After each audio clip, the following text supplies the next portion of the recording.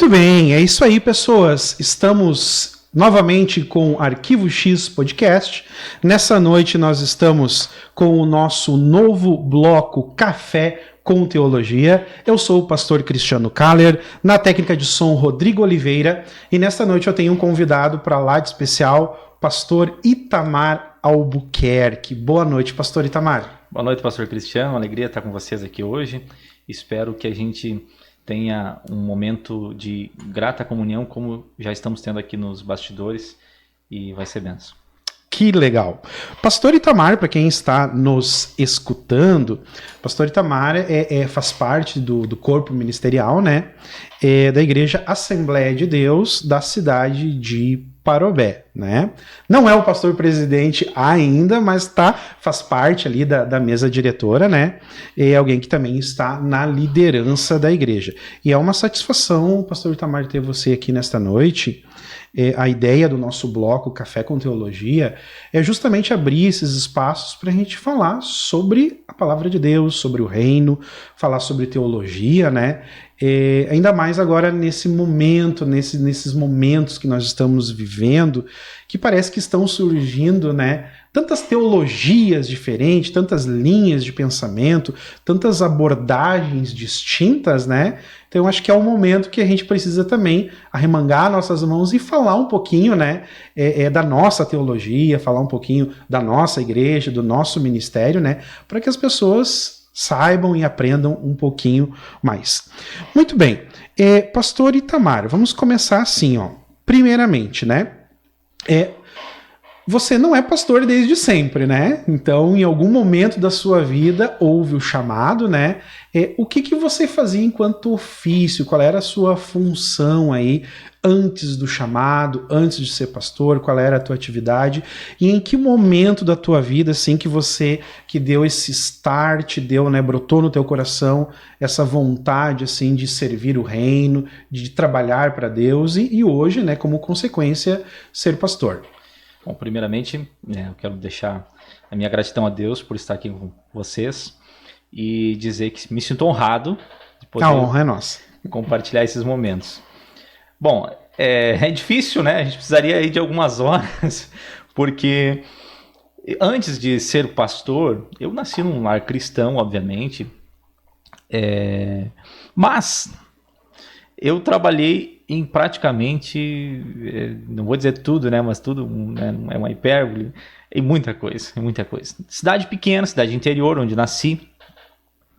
Não vou falar o nome aqui que talvez as pessoas não conheçam, né, mas é uma cidade que tem poucas opções. Então a gente trabalha no que meu pai ele era vendedor de rua, né, vendia, enfim, frutas, vendia picolé, sabe?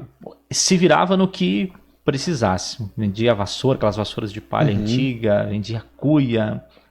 Enfim, eu nem sei se hoje ainda existe esse tipo de vendedor de rua, sabe? Era um vendedor ambulante de multi-coisas. Isso, mas também era aquele cara que, se precisasse carpir um lote, roçar, cortar grama. Inclusive, ele sempre me ensinou. Ele dizia assim: meu filho, quando você estiver em apertos financeiros e você precisar, eventualmente vai estar desempregado, a gente não sabe como vai ser a vida no futuro, você chega na casa de alguém, filho, e diz para ela: eu tô aqui porque eu preciso, né, de recursos financeiros, e eu queria ver o que tu tem para me oferecer, o que eu posso fazer por você. Eu sei limpar o pátio, eu sei cortar grama, eu posso cuidar do teu jardim, alguma coisa eu posso fazer. Então, o que ele estava me ensinando com isso? De que existe possibilidades. E isso sempre ficou no meu coração, e esse entendimento sempre foi claro à medida que eu fui crescendo. E quando eu vim para Parobé, quem vem para Parobé vem para trabalhar. Claro. Principalmente em tempos atrás, hoje talvez nem tanto. Sim.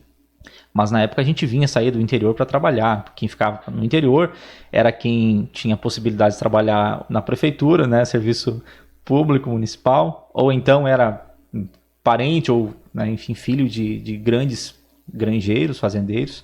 Do contrário... Na época que nós tínhamos a famosa azaleia, né? que empregava, creio que 80% da população, né? E o calçado era muito forte, dava opções. Isso atraía quem vinha para cá, quando voltava a passear, dizia, não, lá tem oportunidade, a terra dá oportunidade. As pessoas pedem, as fábricas pedem funcionários na rua, um carro de som. E a gente foi colocando isso no coração. E aí teve uma oportunidade de eu vir para cá. Eu associei com a necessidade de sair do interior e a necessidade de começar uma vida mais profissional. Porque no interior a gente trabalhava, ainda na época de adolescente, a gente já trabalhava. Quando criança já trabalhava, né? Claro que não um serviço... mas sempre trabalhava, desde criança. Hoje é quase que inadmissível você pôr uma criança a trabalhar, mas logicamente, mas a gente tinha esse hábito, né, de trabalhar. E aí quando vim para Parobé, continuei, ou melhor, iniciei um trabalho formal na área do calçado. Não me adaptei muito, não gostei muito. Confesso para ti que o calçado, até hoje eu não consigo achar uma área que se der errado aqui, eu vou para ali no calçado. Não, né? Eu acho que é mais preferível. Eu acho que eu prefiro uma construção civil do que o calçado, né? Sim. E depois do calçado, eu voltei. Digo voltei porque quando criança também trabalhei com vendas, né? Essas coisas, bolacha, pastel, tudo, né? E eu gostava. Então, tinha a veia do meu pai. Sim. Já tinha aquela pegada de comunicação, né? Isso. Nata já. Gostava disso, aí gostei disso ali. Surgiu uma oportunidade para voltar para vendas aqui em Parobé e eu voltei para vendas. Aqui trabalhei com vendas de confecções, trabalhei em lojas de material de construção, vendendo. Que bacana. Né, até cursos profissionalizantes. Olha eu só, trabalhei vendendo. Que legal. Gostava, adorava vender. E aí surgiu uma oportunidade de trabalhar numa grande empresa, porque a chamada nesse meio tempo, se eu estiver falando demais, tu me corta, tá? Não, fica à vontade. Apresentação. O pastor gosta de falar, né? O pastor não pode ver o microfone. E a gente sempre tinha, desde que eu me lembro, assim, não sei te precisar a idade, assim, que Deus começou a falar com a gente, usando homens de Deus, mulheres de Deus, pessoas direcionadas, e isso foi entrando no meu coração, né? E eu fui entendendo que Deus tinha algo para mim. Lógico que quando a gente é criança, é adolescente, você não tem um direcionamento, não tem aquela definição clara do que será. Mas sabe que Deus tem um projeto com você. Você sente aquela chama no coração, mas não sabe explicar ainda. Isso. Né? Tinha uma veia musical. Legal. E, inclusive, nós falávamos aqui nos bastidores sobre similaridades e daquilo que a gente se identifica muito. Eu aprendi a tocar violão com 10 anos. Ganhei um violão de um primo meu. Só não me diz que a primeira música que tu aprendeu a tocar foi o hino 15 da harpa. Quase. O meu foi o 15 da harpa. Quase. Ó, concego, eu andei. Na verdade, foram 2 hinos da harpa. Né? Foi o 2, ó que saudosa lembrança. Tá. E o outro... na Cruz Morrendo. Agora não lembro se é 244, eu acho. Perfeito. Na minha época o 15 estava mais em voga, tá? Mas tu sabe que esses ninguém canta mais. Hoje ainda canta o 15 e não canta mais esses. Exatamente. Né? E aí eu ganhei com 8 anos de idade, presente de aniversário, um tonante. Acho que não fabrico mais tonante, né? Faz anos que eu não vejo essa marca. E eu tenho ele até hoje. Que legal. Lógico que hoje eu tenho ele como... apenas um instrumento de... Uma lembrança. Lembrança, uma recordação. Não vendo, não dou, ele faz parte da minha história. E não aprendi nada até os 10. 2 anos eu não aprendi nada. Até que um dia meu primo me ameaçou. Se tu não aprender, eu vou tomar o violão. Eu disse, então, tu me ensina. E aí ele me ensinou esses 2 louvores da harpa cristã. Foram suficientes. Porque eu, a partir daquele dia, eu me tornei xarope. Né? Eu ia para a igreja. Na congregação não tinha músicos. Então eu chegava lá e dizia, olha, eu sei tocar 2 hinos da harpa. Se vocês cantarem esses 2 hinos da harpa no tom que eu sei tocar, dó maior, tá tudo certo. Tá tudo certo. E então, ali começou, né? Sempre autodidata. Cidade pequena, não existia O YouTube não existia. Sim, sim. Né? YouTube é coisa nova, Coisa né? nova. YouTube é coisa nova. Revistas. Se existia alguém, certamente tinha. Nós não tinha acesso, eu não tinha acesso. Então eu chegava na igreja, olhava para o cara tocando, chegava em casa e tentava repetir. Então era um trabalho Sim. difícil. Sei como é que funciona. Graças a Deus, quando vim para Parobé aqui, encontrei grandes músicos, dos quais eu me orgulho de ter tocado com eles. Menciono aqui o Ezequiel Rosenal, não sei se tu chegaste a conhecer. Só por nome. Menciono o Darcy, instrumentistas incríveis assim que eu tive o prazer de aprender muito com eles. Montamos grupos, enfim. Mas quando cheguei aqui, fui capturado imediatamente para tocar. Eu eu tocava violão, então com 16 anos de idade fui capturado para tocar na igreja. Automaticamente quem me capturou hoje é meu sogro. Eu brinco com ele. Será que ele já estava de intenção? Já estava de caso? Ele já estava de caso cansado. Porque eu brinco que ele gosta mais de mim do que da filha dele, né? Brincadeira, lógico, né? E fomos pra música, mas a chama do ministério ali dentro.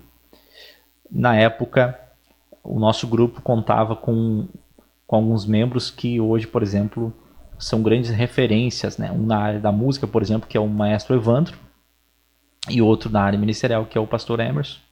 Nós tocávamos juntos, tínhamos um grupo, e esses outros que mencionei, o Darcy, o Ezequiel, eram músicos com nós ali. O Max era o nosso baterista, que hoje congrega com nós também, junto ali com o Evandro.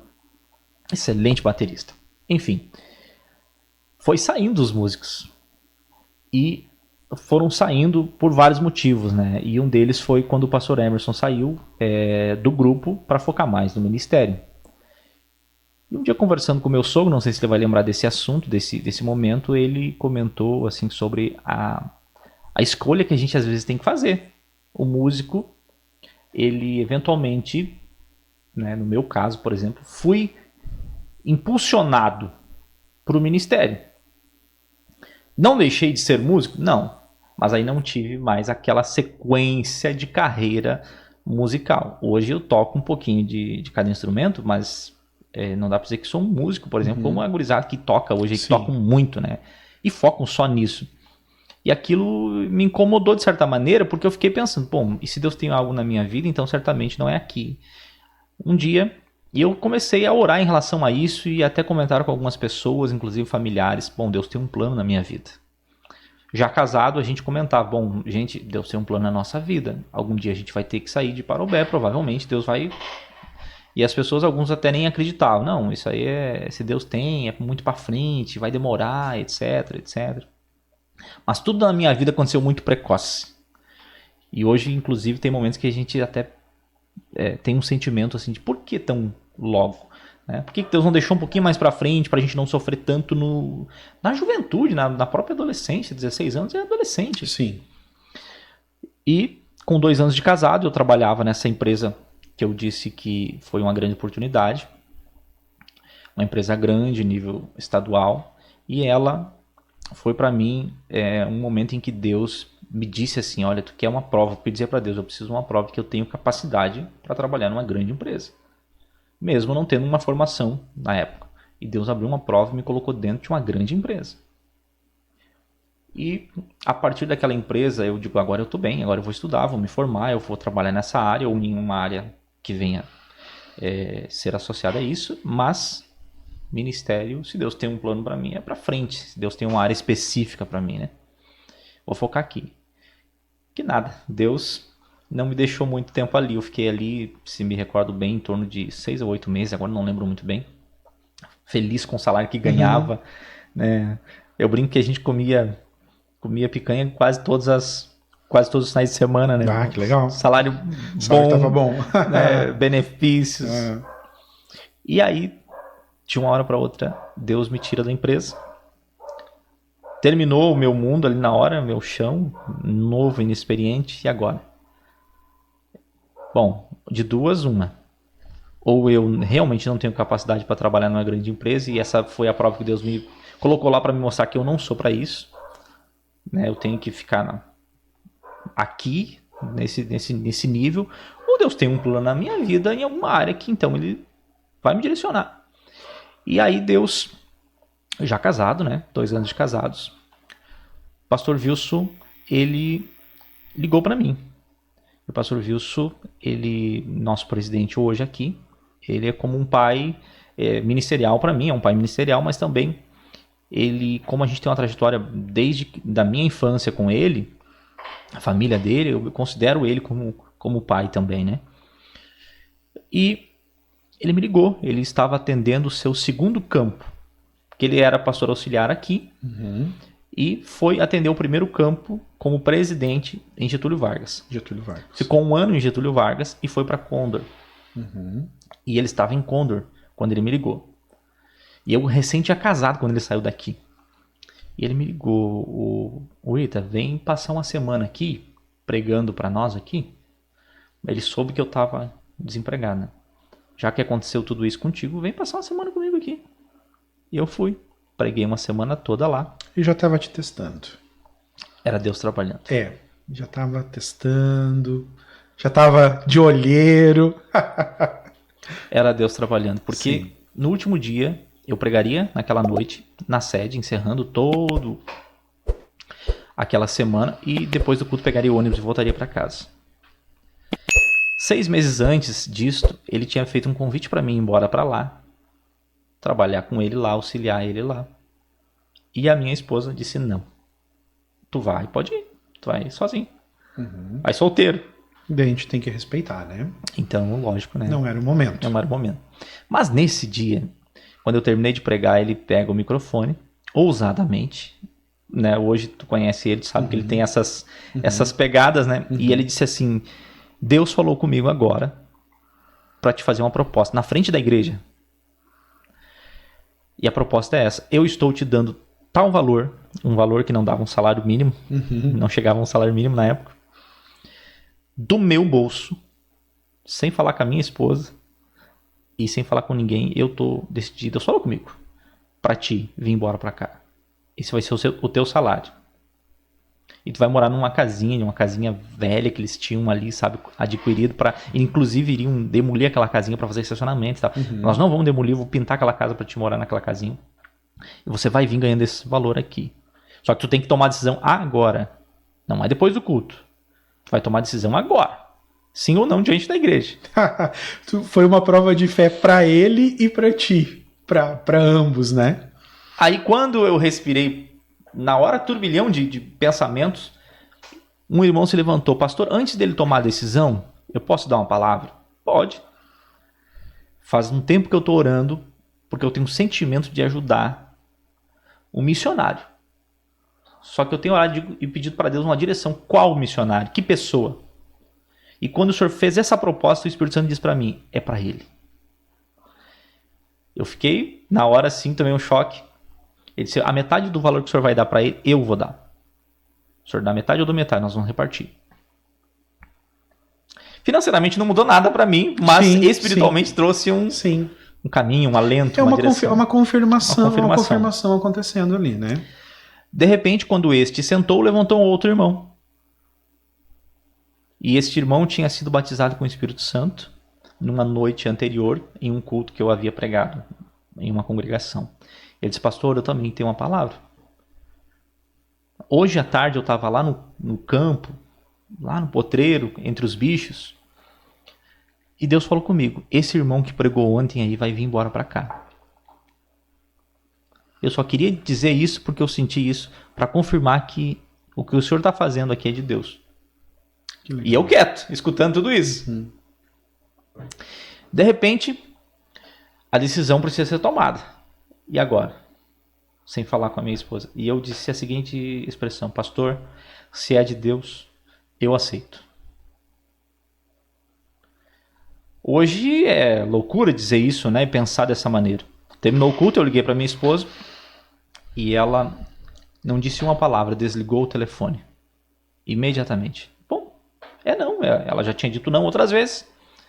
Depois eu fiquei sabendo que ela foi, conversou com o pai dela, que ela estava posando com ele, ela estava sozinha, nós não tínhamos filhos na época.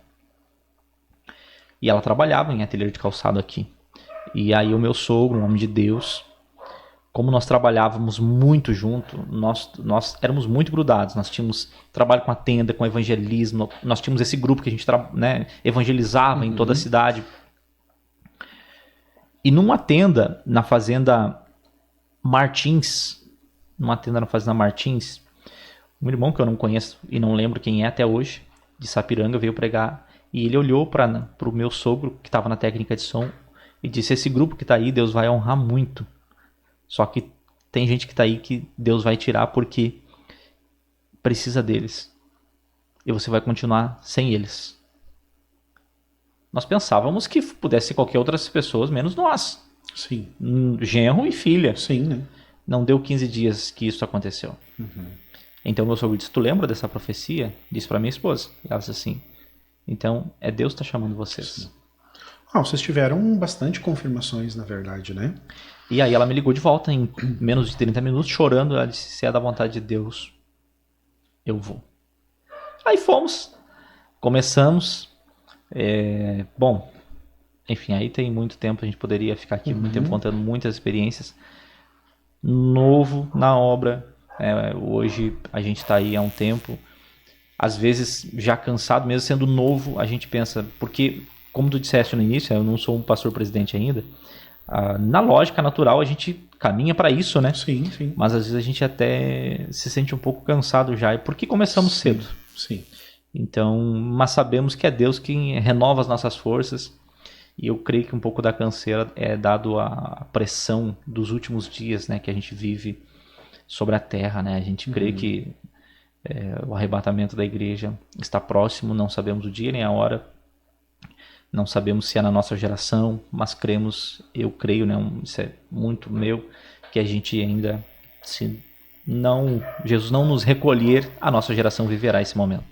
Perfeito, então, pastor Itamar. Então aqui a nossa apresentação do pastor Itamar, do seu chamado ministerial, né? E nós vamos encerrando esse primeiro bloco. Nós vamos tomar uma água aqui e já voltamos. Do oculto ao revelado, uma obra inédita apresentando o coração e o surgimento das sociedades secretas, assim como suas intenções e ambições. Esta obra busca fazer uma viagem histórica junto às primeiras comunidades animistas, buscando entender e compreender como essas sociedades evoluíram e quais foram os seus desdobramentos até o surgimento das sociedades secretas modernas. Também faremos uma abordagem sobre a sociedade secreta da maçonaria, como funciona a ordem, quem são os iniciados, quais são os seus ritos, sinais, costumes e códigos secretos. Uma ordem secular, exclusiva para cavaleiros masculinos. Qual a sua influência na sociedade? Governantes, autoridades, o que leva essas pessoas a entrarem na ordem secreta da maçonaria? Tudo isso e muito mais pode ser entendido nesta obra, Do Oculto ao Revelado. A obra também procura apresentar os efeitos catastróficos da primeira e segunda queda dos anjos, assim como suas interferências junto à humanidade, suas ambições e suas paixões pela espécie humana. Pecado este e transgressões que levaram ao seu castigo e afastamento da presença de Deus e ocasionou a primeira queda dos anjos.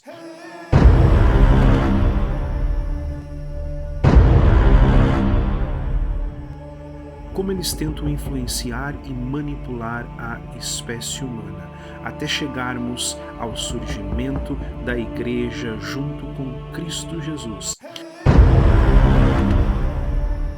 até os dias atuais. Tudo isto pode ser encontrado nesta obra, Do Oculto ao Revelado.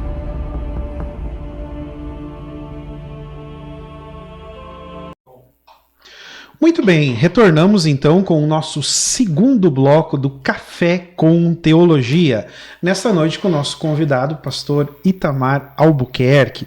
No primeiro bloco aqui ele já falou um pouquinho mais da sua origem, da sua trajetória ministerial, né? Muito bacana a história do pastor Itamar, tá? Volta lá ao vídeo e olha na íntegra. Muito bem, mas assim, pastor Itamar, é interessante a gente colocar alguns detalhes para quem nos escuta, para quem está nos assistindo, né? Hoje é fato que existem, né, igrejas confiáveis, igrejas sérias, e igrejas não tão confiáveis, não tão sérias assim, né? Então é bem legal mencionar isso, porque a gente vê assim, cada vez mais você vê igrejas surgindo, igrejas assim, do nada na rua, de repente abre uma igreja e o fulano vai lá e se intitula pastor, né? E Beltrano vai lá e também se intitula pastor, alguns bispos, outros apóstolos e, né, locam espaço e inicia-se uma igreja, né? É claro que a obra de Deus, o evangelismo, isso deve acontecer, mas tudo precisa ter um equilíbrio, né, pastor Itamar? Precisa ter um equilíbrio, precisa ter uma ordem, né? Precisa ter um direcionamento. Então é bem legal mencionar aqui como que funciona, pelo menos na Assembleia de Deus, né? As igrejas que ao qual a gente faz parte. Eu me recordo, assim, já faz esse ano, 2024, já vai fazer 11 anos que eu fui ordenado ao pastorado. Só que, porém, pela convenção da CONAMAD, das Assembleias de Deus, Ministério de Madureira. Mas existia, e existe até hoje, não mudou, né? Toda uma burocracia. Sim. Quando você era apresentado para a convenção. Então eu tive que ir atrás de antecedentes criminais, ficha corrida lá, negativa de débito no SPC, negativa de débito no Serasa, não podia ter nenhuma questão, nenhuma pendência judicial, o nome tinha que estar limpo. E também no caso da CONAMAD, era obrigatório o seminário teológico, tá? Então a CONAMAD já não consagra mais se não tiver o seminário teológico hoje. Mas na Assembleia de Deus não é diferente, né? Fala para nós um pouquinho como é que é o procedimento nas Assembleias de Deus aí, para o pessoal ver que não é brincadeira o negócio. Excelente pergunta, pastor Cristiano. Bom, é definitivamente um processo um pouco cansativo. Não vou te mentir, não. Por quê? Porque existe todo esse protocolo que tu citaste, e você foi bem objetivo e resumido, porque a verdade é que ele é bem dispendioso, bem custoso mesmo. Quando, na minha apresentação, o protocolo básico foi a minha apresentação pelo meu pastor presidente diante da igreja local, diante do campo onde eu congregava. E essa apresentação, ela é uma apresentação que ela é muito relativa. Por que relativa? Eu digo em relação ao tempo. Ele chegou diante da igreja num culto de ceia administrativo, para que ficasse isso registrado em ata. Importante dizer isso, que é sempre tudo muito organizado. E ele disse, olha, está aqui o Itamar, vocês conhecem, evangelista da igreja, está aqui com vocês há tanto tempo. Vocês sabem e conhecem o proceder dele.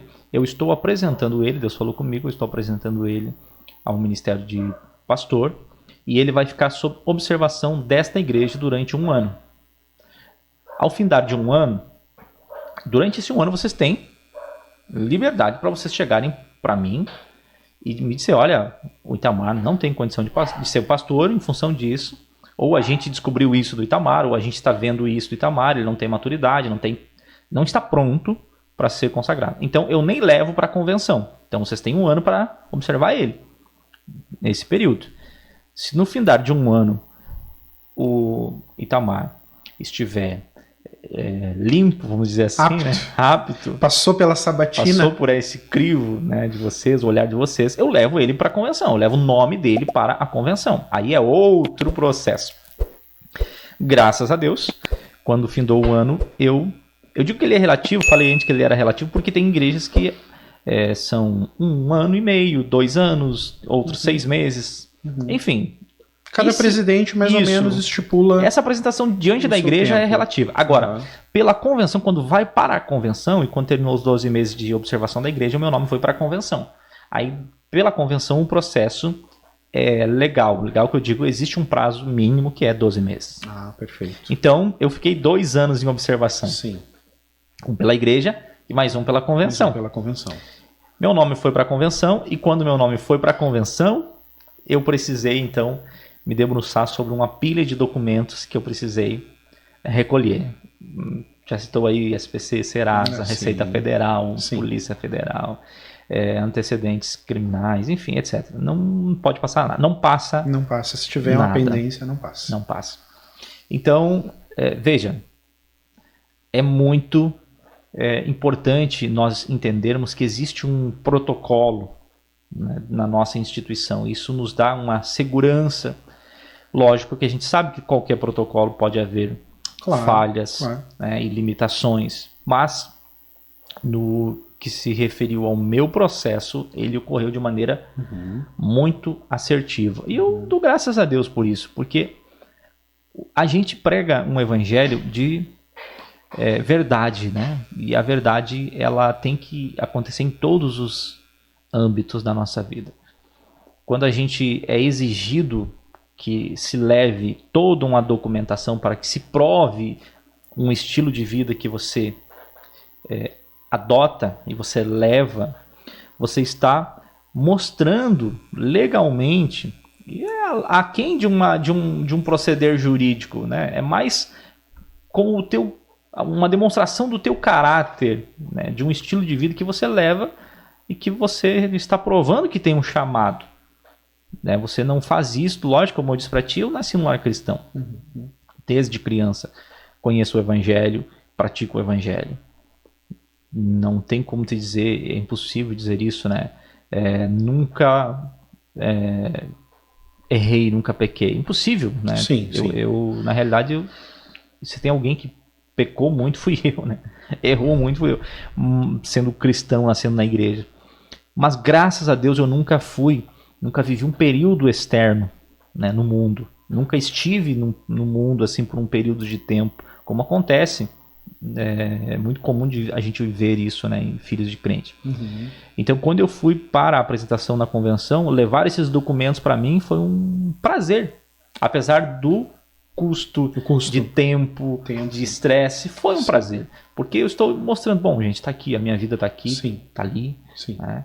E aí sim, no final de um ano, eu precisei fazer... Lógico, tem a obrigatoriedade de você ter, no mínimo, uma formação teológica básica. Tem essa obrigatoriedade hoje pela nossa convenção. Tu tem que ter, no mínimo, um curso teológico básico. Perfeito. Pode ser dentro da instituição, enfim, qualquer curso teológico básico. E você precisa obrigatoriamente fazer um curso preparatório.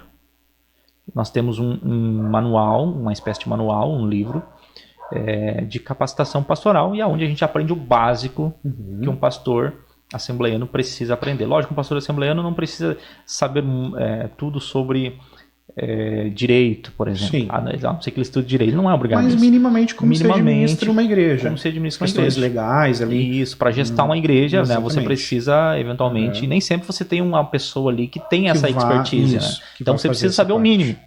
E isso é ensinado nesse curso. Legal. Né? Para depois, então, a ordenação em um momento específico. Legal. Pô, que bacana. Eu fiz questão de mencionar isso, pastor Itamar, até mesmo para as pessoas, de fato, escutarem e verem o quanto a nossa igreja é séria. Né? Então, ainda existe, pessoal que está nos escutando, ainda existem igrejas sérias. Assembleia de Deus Ministério de Madureira, eu poderia citar várias outras igrejas no Rio Grande do Sul e no Brasil. Nós temos muitas igrejas sérias, né? Sim. Só que nós também temos igrejas que não são tão sérias assim. E para quem não é do meio, para quem não é do segmento evangélico, na maioria das vezes ele olha, ele se espelha naquelas igrejas que não são sérias, que dão maus testemunhos, maus exemplos, e coloca todo e julga como se todas fossem iguais. E não é assim, né, pastor Itamar? A gente sabe que não é assim. Bom, vamos adiante. Pastor Itamar, eu estou aqui segurando na minha mão o livro que o senhor escreveu aqui. Teologia Simplificada, conhecendo o livro mais importante da história, a Bíblia. Estamos nessa câmera aqui, Rodrigo? Estamos aqui? Estamos aqui. Aqui o livro, então, do pastor Itamar. Eu queria que tu falasse um pouquinho do teu livro, Itamar. O que te levou a escrever ele? Assim, em que momento você escreveu ele? E qual é a mensagem que tu quis trazer com ele? Sim. Bom, eu inicialmente já começo dizendo que eu não me considero um escritor. Né? Não tenho essa vaidade comigo. Por quê? Porque a gente, graças a Deus, tem muita gente boa no nosso meio. Graças a Deus, Deus levantou, não só no Brasil, mas no mundo, pessoas extraordinárias, né? Que escrevem hoje em todas as áreas. Se você precisar de um estudo, de uma orientação, ou se debruçar dentro de qualquer área da vida com um viés cristão, você tem. Né? Sexualidade, finanças, graças a Deus tem para tudo. Então a ideia, desde sempre, não era, bom, agora eu vou me tornar um escritor, vou estudar para ser um escritor, vou me dedicar. Tanto que, por exemplo, eu não tenho faculdade de letras, eu não busquei isso para mim, né? Enfim, o objetivo desde o princípio foi um sonho, a realização de um sonho. Desde adolescente, desde que me lembro, ainda na fase da infância, a verdade é que eu não gostava muito de ler. Não sei se aconteceu com você isso, mas eu, quando era criança, não tinha muito... na fase de criança, não. A leitura não era o hobby que a gente gostava. A gente gostava era de jogar futebol, era de andar de bicicleta, era de brincar na rua. E aí voltava para casa quando a mãe chamava, senão não tinha hora para voltar, né? E aí chegava todo sujo. E aí a mãe mandava tomar banho, era outro tormento, porque pra que tomar banho? Nem tinha se sujado. Sim, né? Nem tinha suado tanto. Nem tinha suado, vinha com as marcas no pescoço, nas dobrinhas no pescoço.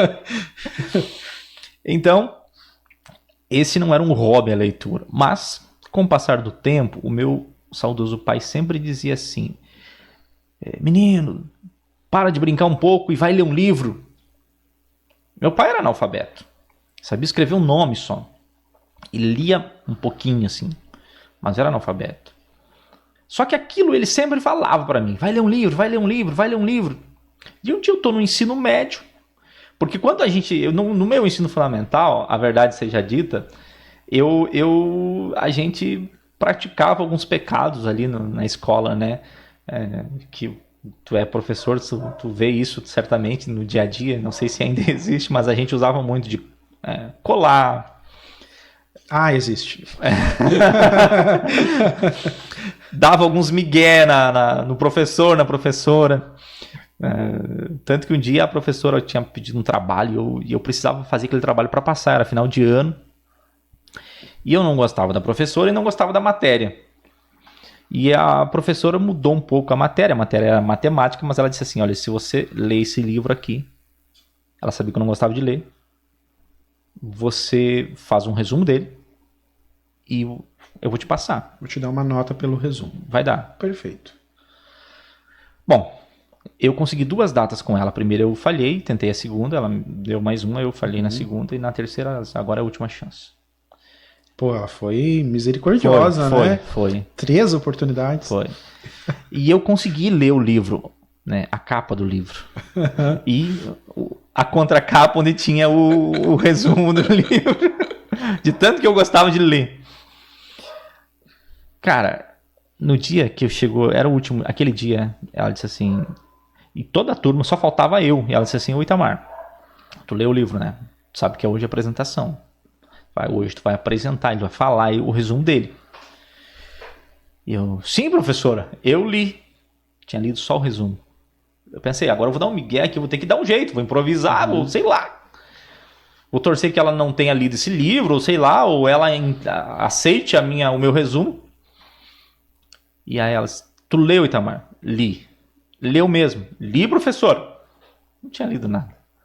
Tá bom, então eu vou te dar a tua nota aqui, tu não precisa apresentar, vou te dar essa chance, eu sei que tu não gosta de fazer essas apresentações, é difícil pra ti, mas se tu leu, então eu vou confiar em ti, eu vou te dar nota. Legal. E eu ganhei a nota e passei, né, naquele ano, mas aquilo ficou me incomodando. Sim.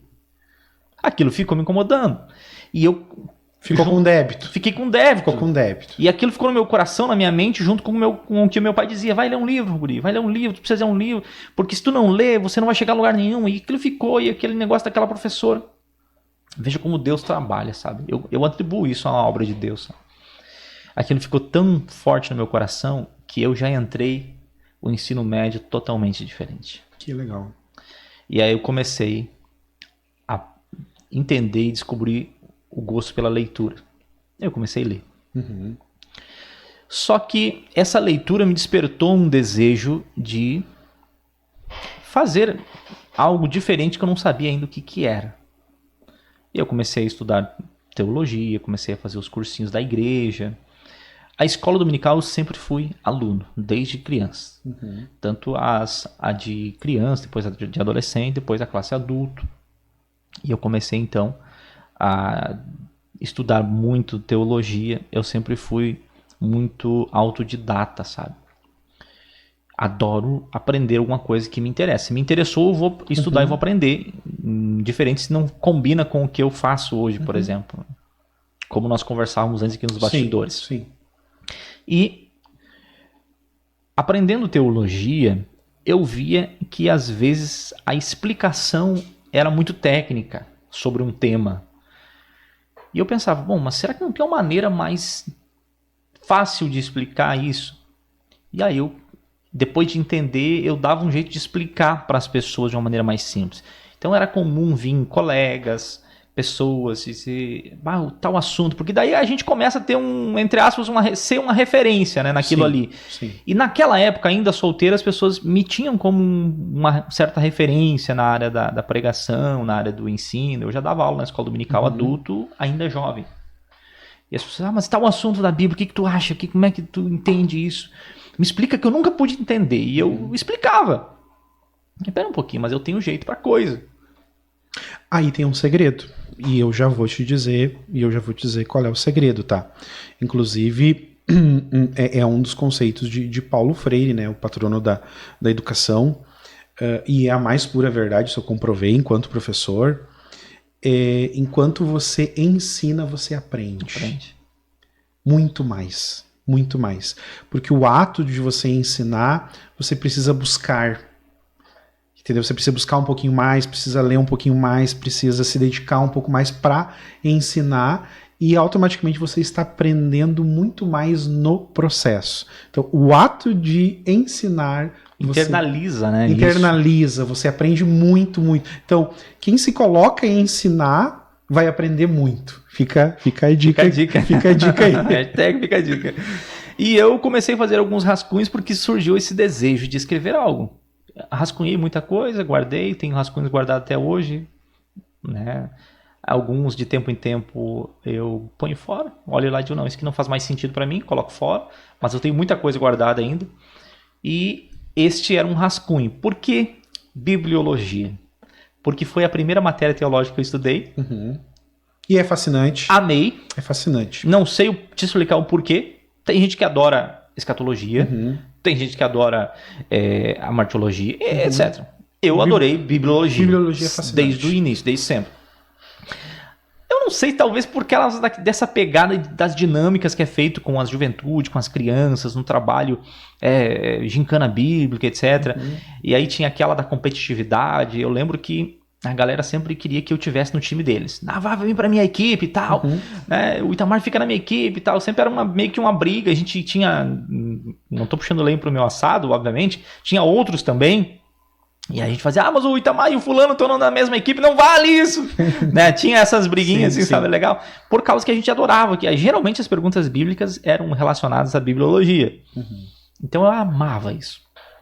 E aí um dia eu vou escrever um livro. Iniciei. Bibliologia.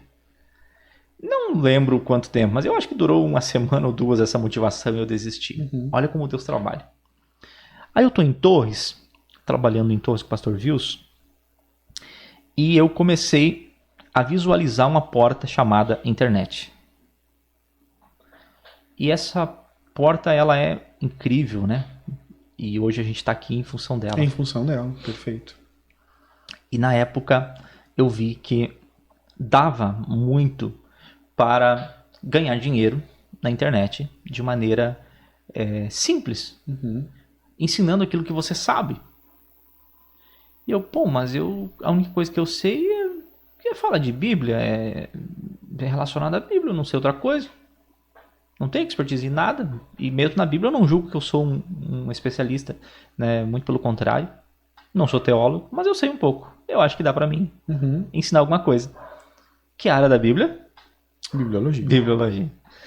Aí eu pensei, vou fazer e vou ganhar dinheiro. E fiz um e-book. Fiz um e-book, então o livro que tu tens hoje aí, inicialmente ele era um e-book. Ah, perfeito. Publiquei ele, comercializei ele na internet, ele ainda está à venda na internet.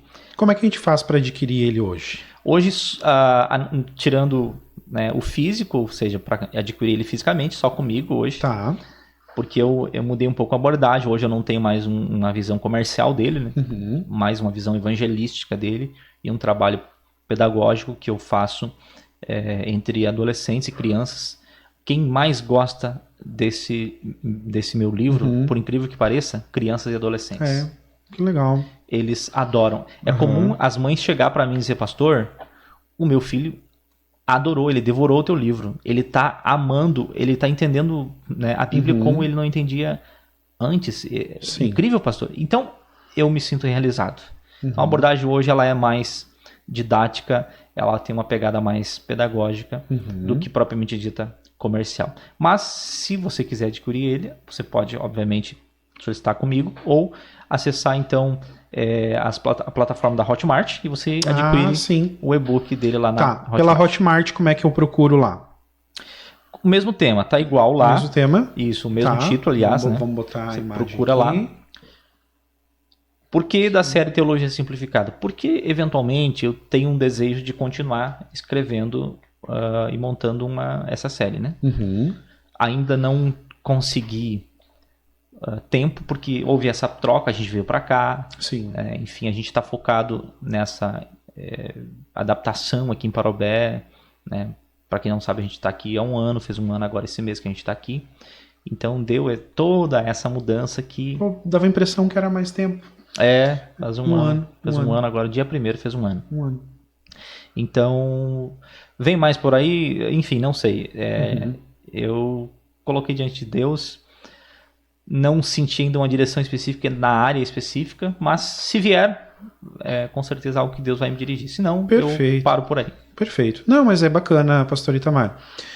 A arte da escrita, né, não existe nenhum pré-requisito. Você não precisa ter uma faculdade ou graduação, nem ensino médio, né? Basta saber escrever, né? Se você saber escrever, tem países da Europa, se você pegar, se não me falha a memória, não sei se Noruega ou Dinamarca, acho que Dinamarca, 1 a cada 3 habitantes tem um livro publicado. Olha que interessante. É fantástico, é fantástico. Então, é um povo que tem por cultura, porque isso é muito legal, é parte de você que você deixa aqui, parte da sua história, parte do teu legado que fica registrado, né? Amanhã depois você não tá mais aí, mas tem um registro aqui. E é cultural, né, pastor Cristiano? É muito bacana isso. Assim como nós, na verdade, a gente não tem a cultura nem da leitura. Nem da leitura. Outro dia eu vi uma pesquisa, não sei se ela tá bem atualizada, talvez já tenha saído outra, de que nós temos uma média de leitura no Brasil de 4 livros por ano. Isso mesmo. Aí me preocupou bastante. É muito pouco. E quando você fala que hoje você lê bastante, né, aprendeu a ler bastante, eu tenho muito claro isso na minha vida, que a melhor forma de se capacitar hoje, né, é através da leitura. Tem muito material bom, tem muito livro bom. Então, assim, às vezes tem pessoas que pensam assim, vou fazer uma graduação tal, uma graduação A, B, C, D, seja o que for, né? Se você ficar exclusivamente com o que te é passado nas aulas, eu posso dizer sem sombra de dúvida, você vai terminar essa graduação um profissional medíocre, um profissional meia boca. Como que se faz a diferença? E percebe, isso eu aprendi ao longo do tempo, né? Como que acontece a diferença? Cada disciplina que você vai ver, por exemplo, na faculdade, agora você vai ver bibliologia. Um exemplo, né? Você vai ver essa disciplina. Ok. É uma disciplina que você vai trabalhar no semestre, certo? Só que o professor da disciplina, ele vai disponibilizar para você um plano de estudo que ninguém olha, ninguém abre para olhar, mas ele é pré-requisito, ele tem que fazer isso, tá? Então vai ter lá na grade curricular o que vai ser trabalhado, vai ter lá um plano de estudo e vai ter lá uma bibliografia que ele utilizou para montar a aula do semestre, que dificilmente vai diminuir assim do que 4 ou 5 literaturas. Pelo menos 4 ou 5 literaturas vão estar lá descritas nesse plano de estudo. E é aí que mora o segredo, aí que está o pulo do gato. Então, o que eu faço já há alguns anos e o que eu faço hoje? Eu vou lá no plano de estudo da disciplina, ele recomendou 5 livros aqui. Eu compro todos aqueles livros, pastor Itamar. E aí, assim, o enriquecimento que dá você lendo aqueles livros foram utilizados para compor a disciplina. Então a disciplina ela nunca vai apresentar o todo daqueles livros, ela vai apresentar frações. Vai ser fracionado. E aí quando você pega esse pulo do gato de comprar os livros e ler os livros, você já está 5 passos na frente dos demais, que não fazem isso. Então, perceba, o processo de leitura isso acontece muito agora tu tocou num assunto importantíssimo, porque onde foi que eu mais aprendi? Se tu me perguntasse isso, eu diria sem sombra de dúvida, teologicamente falando, óbvio, né? Não foi na faculdade, não foi nos cursos teológicos, foi na escola bíblica dominical. E por quê? Bons professores, obviamente, sim. Desejo de estudar, obviamente, de aprender, mas em função das referências. Porque hoje a nossa revista de EBD, ela vem com as indicações de leituras. Livros sugeridos. Um tempo atrás não vinha, né? Então, eu não lembro quanto tempo faz que vem já, mas bacana. Eu lembro que já faz um tempinho que vem. Que legal. Isso é ótimo, isso é ótimo. E aí, você consegue justamente fazer isso que tu faz. Chegar essas referências. às referências que trouxeram aquele assunto, como ele está ali para ser estudado. E nós sabemos que na área teológica, como há muitas divergências, é importante que se tenha uma clareza de um entendimento em relação a outro entendimento. Sim. E tu tocaste nesse assunto, eu aproveitei para abordar isso, porque as pessoas elas hoje vão para a escola bíblica para ouvir e terminou. Sim. Elas não pegam mais a revista nem para ler a revista, quanto mais para buscar aquele assunto. É diferente da gente que vai não apenas ouvir e tentar entender, mas vai pesquisar a fundo aquele tema também nas referências e em outros materiais para complementar. Tu sabe que quando eu planejo uma aula minha, seja do que for, seja teológica ou seja de disciplinas seculares, eu planejo a aula como se ela fosse para mim, como se eu fosse o aluno. E eu me faço as perguntas que eu faria naquela aula. Sim. Então, eu me faço as perguntas. Bom, nessa aula vai ser sobre essa temática. Bom, eu vou fazer essa pergunta. Então, eu, enquanto professor, eu preciso saber responder essa pergunta, porque essa pergunta, ela é meio que óbvia, ela irá surgir, né? Então, quando eu planejo uma aula, eu sempre planejo com esse viés. Para minha frustração, as perguntas, na maioria das vezes, nunca surgem. Elas não surgem. Eu não sei se os alunos hoje, como você falou, né, eles estão mais passivos, né, mais de corpo presente, mas eu sempre tenho essa preocupação. Tá, mas se a pergunta surgir, eu preciso já ter estudado, eu preciso, né, minimamente entender a respeito daquilo ali. Então é um parâmetro, eu já programo a aula já a partir de perguntas que eu faria, né? Tu sabe que eu tenho um pecado para confessar em relação a isso. Hoje eu estou confessando pecados aqui. Nós, por um momento, por alguns tempos, a época de guri, né? Guri que eu digo assim, 16, 17 anos, a gente amava estudar teologia, amava estudar Bíblia. O que a gente fazia? Algumas vezes acontecia isso. Virávamos o sábado, às vezes, estudando. Literalmente acordado. Saímos do culto de jovens, Eventualmente comíamos um lanche, fazíamos um lanche, íamos para casa e virávamos a noite estudando. Veja, coisa interessante. Não sei se isso acontece ainda hoje com alguém. Tomara que aconteça, porque... Tomara que aconteça. aí quando olhávamos no relógio, a hora de ir para a escola bíblica. Por que nós ficamos a noite inteira estudando? Estudando o assunto da escola bíblica. Outros assuntos afins, né? E aí chegávamos na escola bíblica com nada mais, nada menos a intenção de que colocar o professor contra a parede. E questionar, e perguntar, e fazer que ele, né, respondesse perguntas capciosas que a gente havia trazido, sabe? Na intenção, lógico, né, de a gente sabe esse conteúdo, a gente quer ver se você tem o mesmo nível que nós passamos a noite inteira estudando. Às vezes... Quanta imaturidade, né? Mas às vezes também... eu já passei por isso também, né? Às vezes também a gente tinha as respostas na escola bíblica que nunca me convenceram. E respostas que me frustraram muito e me deixaram muito chateado. Então, a minha busca hoje incessante por teologia, por continuar estudando, por continuar, é em função de tanto que eu escutei respostas assim, mas professor, por que isso acontece de tal maneira?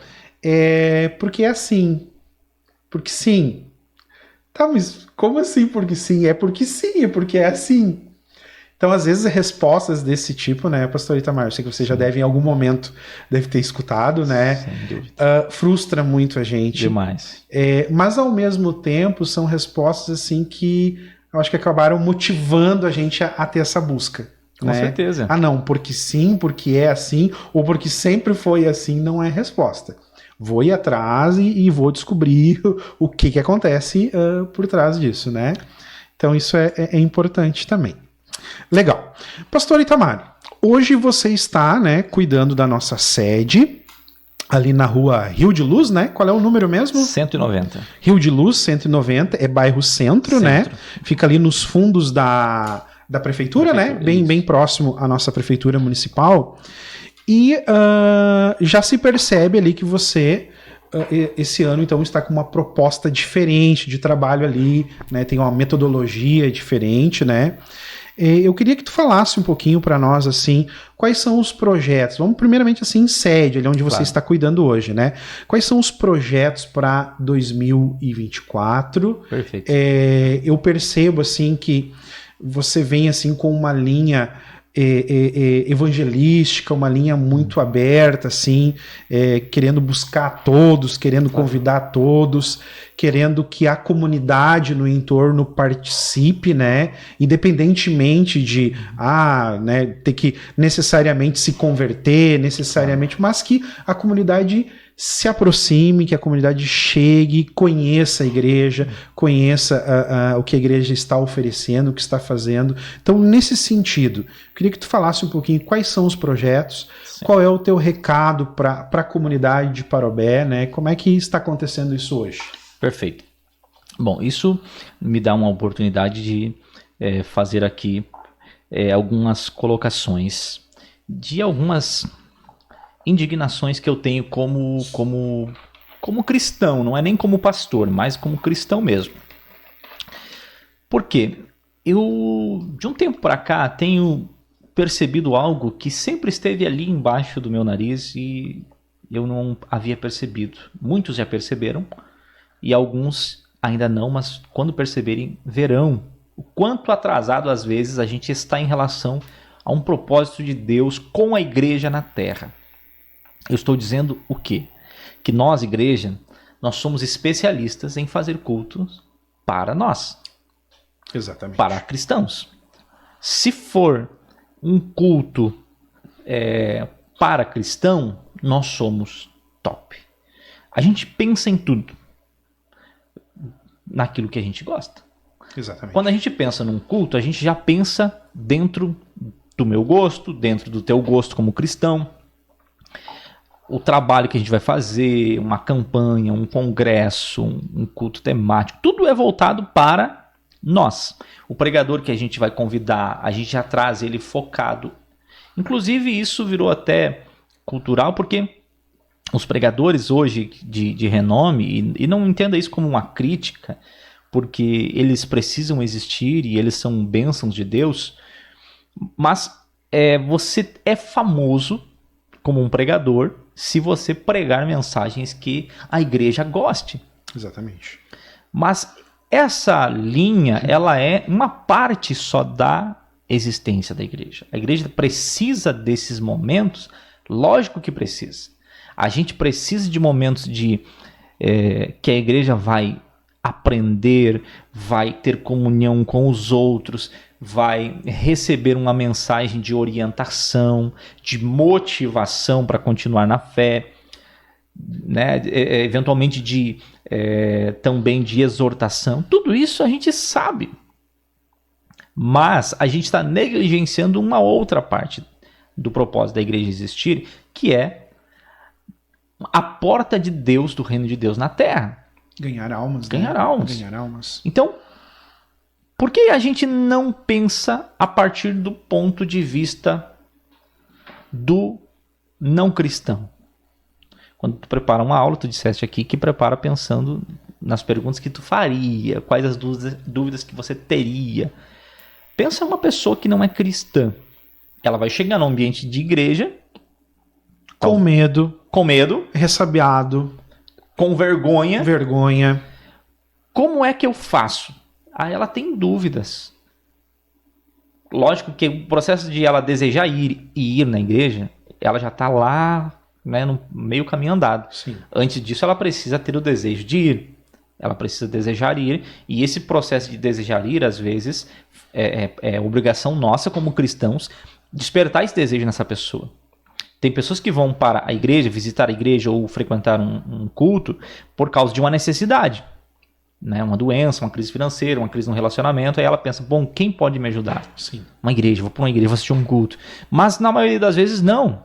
Tem pessoas que não vão por este motivo. Elas estão lá na vida delas e elas não sentem necessidade de nada. Será que Deus não está interessado nessas pessoas também? Lógico que está. Então é nós como cristãos que precisamos olhar para essa pessoa e dizer, bom, existe algo que você precisa e eu tenho. Lógico que não com essas palavras, né? Uhum. Mas esse é o caminho. Levar ela para o ambiente de culto, para que ela lá no ambiente de culto, ela não apenas ouça o evangelho, mas ela conheça e tenha contato com o resultado do evangelho. Pelo menos uma parte dele. Que é as pessoas que já foram impactadas pelo evangelho, já foram mudadas pelo evangelho e hoje elas vivem em um contexto. Então, a gente precisa pensar no todo. Lógico que isso é um processo. Sim. Não é feito isso em um ano, não é feito isso em pouco tempo. É uma construção.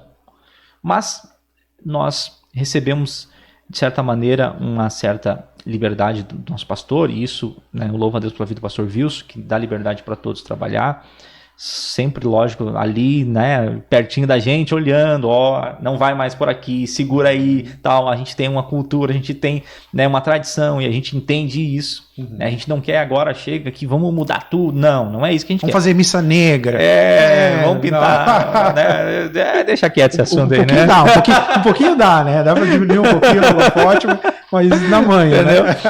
Então a gente tem essa ciência, lógico, claro, mas se Deus ele está mostrando que há uma necessidade, porque nunca foi tão urgente quanto hoje, e amanhã será mais ainda, de nós pregarmos o evangelho. Sim. Mas quem precisa ouvir o evangelho?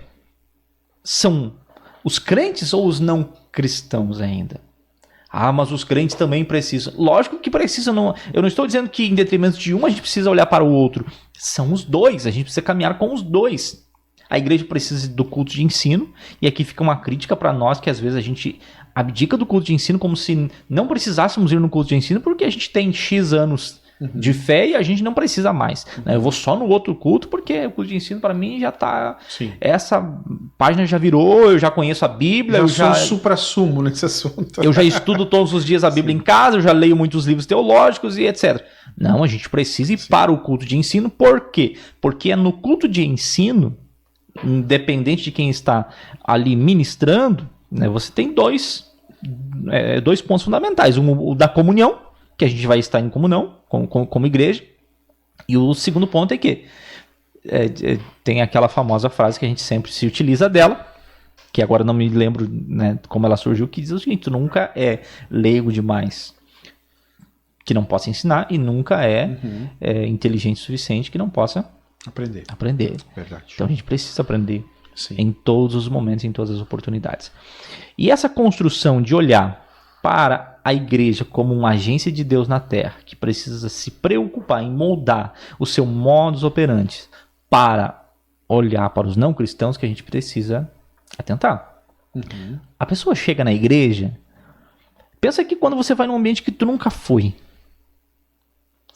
tudo é novo para você. Você olha para os detalhes, você olha para a maneira como as pessoas se comportam naquele ambiente, como elas te recebem naquele ambiente. Eu acho que esse é um fator fundamental. A recepção, ela é quase tão importante quanto o louvor, quanto a ministração, quanto a pregação. A recepção é a porta de entrada, é onde vai cativar. É onde você vai decidir, vou ficar aqui, vou vir mais cultos, vou congregar aqui, não vou congregar aqui. A recepção é que define isso. O acolhimento, né? Acolhimento. Porque, veja, até a pessoa... Vem a família, né? Vem a família com a criança. Eu tenho filho pequeno, você também sabe disso. A gente leva a criança para onde? O cultinho, o acolhimento, né, do departamento infantil. Aí você chega lá... Tô olhando pelo olho daquele não cristão. Sim. Que nunca foi ali. Eu vou deixar meu filho aqui? Será que é seguro? Num mundo de tanta coisa ruim acontecendo, abusos até dentro de casa, Sim. por familiares. Aí você chega num ambiente estranho e você diz, será que é seguro deixar meu filho aqui? Pode acontecer alguma coisa com ele. Então a igreja precisa atentar para isso. Sim. As pessoas ali precisam ser capacitadas e, sobretudo, orientadas. E é isso que a gente vem fazendo nesse ano aqui. É uma grande equipe aqui, eu menciono o nome do pastor Wilson, mas usando o nome dele para mencionar toda uma equipe que está trabalhando por trás disso, na área de ensino e na área de instrução. Menciono aqui o nome do Juliano, que é um cara que Deus tem usado para... né, puxar essa linha também de ensino no nosso campo, e tantos homens de Deus e mulheres de Deus que Deus tem usado, que eu não tenho tempo de mencionar o nome aqui, mas que estão juntos, buscando aprender cada dia mais, né, porque a gente precisa disso. Eu sou um cara que bato muito nessa tecla, a gente precisa aprender e aprender e aprender, porque se eu não sei, eu provavelmente estou perdendo muita oportunidade. Então, por que a gente está ganhando poucas almas em relação a algumas igrejas? Por que a gente está perdendo almas em relação a outras? Por que a gente está vendo uma igreja não tão, às vezes, madura como outras igrejas? São perguntas. Sim. O que a outra igreja está fazendo? O que aquela... mas a gente precisa olhar só para a Bíblia. A Bíblia, ela tem tudo nela. Mas, às vezes... como interpretar e aplicar isso no nosso dia a dia, que é um problema. Então a gente precisa do quê? De pessoas que já estão conseguindo, que já conseguiram entender como aquilo ali é na prática. E aí, porque a Bíblia é prática, não é teoria. Sim, sim. Então, não posso de maneira nenhuma ficar naquela ideia de que se a igreja prega o evangelho, isso basta. O evangelho basta por si só. Basta do ponto de vista espiritual. Mas e a parte humana? Se o evangelho basta, eu estou dizendo que eu já estou, né, instruído e treinado em tudo. Porque eu estou com o evangelho todos os dias, eu estou em contato com o evangelho. Mas aí você não vai... né, o cristão, aquela pessoa que está ali trabalhando, está ali dentro do ambiente cristão, ele não vai num curso preparatório, ele não quer entender o quanto é importante uma boa recepção, ele não quer entender, por exemplo, tem um estudo norte-americano, que agora eu não vou lembrar o nome da entidade que fez a pesquisa, que diz o seguinte: está comprovado que bancos, cadeiras, aliás, são mais efetivas, cadeiras individuais são mais efetivas para que uma pessoa não cristã volte na igreja do que bancos. Imagina. Assina embaixo. É isso mesmo. Porque ela se sente mais confortável ali, no seu mundo, no seu lugar, ela está confortável, ela se sente em paz ali. Agora, num banco, ela está dividindo com outras pessoas. Perceba que, mas o evangelho diz que nós temos que estar unidos. Pensa que aquela pessoa não converteu ainda. Ela não recebeu o evangelho ainda. Então, veja que a gente está sempre pensando do nosso ponto de vista e não estamos pensando do ponto de vista daqueles que ainda não aceitaram Jesus, não tiveram as suas vidas transformadas. O evangelho ainda não trabalhou em todas as áreas da vida. Se nós que somos cristãos, eu nasci na igreja, tenho muitas áreas que Jesus ainda está trabalhando e vai trabalhar. Paulo disse que a gente vai, o processo, Deus vai concluir um dia, mas ele não concluiu ainda na nossa vida, vai ser concluído. Eu não posso dizer, não, eu já sei tudo, entendi tudo, compreendi tudo e agora eu não preciso mais nada. Não. Bom, gente, vamos olhar como que o cara se comporta melhor aqui dentro, como que ele vai, como que eu consigo fazer com que ele volte aqui. Você vai num lugar, se você não é bem recebido, primeiro, você está louco para sair dali. E com certeza você não vai voltar mais naquele ambiente. Mas se você foi num lugar que você é bem recebido, aquilo foi bom, a experiência é extraordinária, você não quer ir embora tão logo, e você vai fazer de tudo para voltar naquele ambiente, porque aquele ambiente para ti foi top. Sim. É isso que a gente precisa pensar. Exatamente. É como eu falei, né? É a porta de entrada, é importantíssimo. Tem uma postura, acho que eu já até comentei isso com o senhor em algum momento, é uma tradição, na verdade, dos pastores batistas. E nós, enquanto assembleianos, a gente não tinha muito esse costume, esse hábito, mas em algumas congregações por onde eu vou passando, eu já estou vendo que alguns líderes estão fazendo. E eu acho isso muito bonito, acho isso muito importante.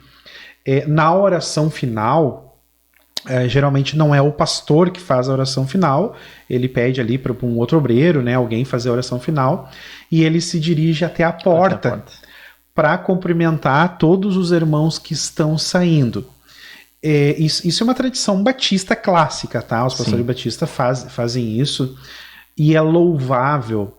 E isso é importantíssimo, porque daí cada membro que está saindo, né, fica aquela visão assim, o pastor não é aquela pessoa intocável.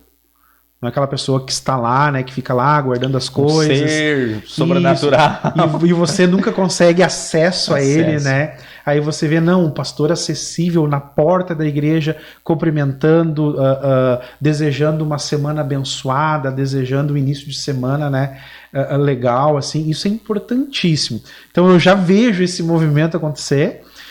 E eu vejo o quanto que isso é bacana. Então, a visão, né? Alguns já estão tendo essa visão e o quanto isso é importante, né? E a verdade tem que ser dita, pastor Cristiano, que a gente vive um evangelho hoje, não estou generalizando, mas infelizmente é algo que tem sido muito natural de a gente ver. E a gente precisa olhar para o nosso umbigo, né? Não falo de outra denominação, falo da nossa. Um evangelho muito engessado. Não estou dizendo do evangelho, ele nunca ficou engessado. Mas como eu estou vivendo ele? Igreja, casa. Uma vez por semana, igreja. 2 vezes por semana, já tá. Uau! Quando eu vou 2 vezes por semana, eu já tô. Eu já tô num processo de santidade muito grande. Escola bíblica. Bom, aí eu já tô. A auréola já tá. É outro nível. Já tá se criando, sabe? É outro nível. É outro nível. E só. Sabe? Exatamente. Entendemos que a igreja, o evangelho, é só naquele local e só para aquele momento em que eu vou lá ouvir, em que eu vou lá participar e em que eu vou... sabe? Tem gente que não vai nem para participar, tem gente que vai só para assistir. Claro. Eu assisti o culto lá no local tal, na igreja. Eu vou assistir o culto aqui nessa congregação, vou assistir o culto na outra. O culto não é para ser assistido, o culto é para ser vivenciado. Claro. Né? Pastor Itamar, nós vamos dar uma pegadinha nesse assunto no próximo bloco, onde nós vamos entrar justamente nessa questão de caráter. Perfeito. Vai ser bem legal a gente falar sobre isso. Agora a gente faz um intervalinho, então, e nós já voltamos com mais um bloco do Café com Teologia.